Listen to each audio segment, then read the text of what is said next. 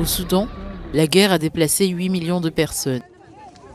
Une catastrophe qui risque d'engendrer la plus grande crise de la faim au monde, a averti Cindy McCain, la directrice du Programme alimentaire mondial des Nations Unies, lors d'une visite au Sud-Soudan où elle a rencontré des familles qui ont fui la violence et la famine. Nous sommes venus en bus, le voyage a duré 2 jours. Nous fuyions la guerre au Soudan. Nous sommes venus chercher un endroit où loger et nous installer. Ce dont nous avons besoin dans l'immédiat, c'est de manger un peu pour pouvoir survivre. À Renk, dans l'est du Sud-Soudan, plusieurs centaines de milliers de personnes s'entassent dans des camps surchargés. Les réfugiés continuent d'arriver affaiblis par la faim.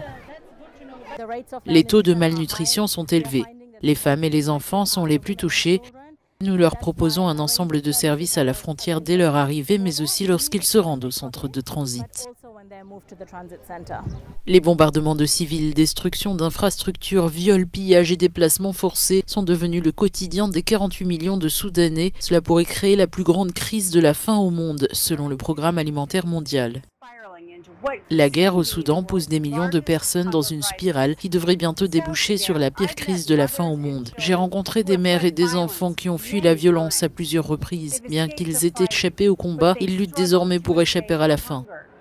90% des personnes confrontées à des niveaux d'urgence de la faim au Soudan sont bloquées dans des zones qui sont en grande partie inaccessibles au Programme alimentaire mondial.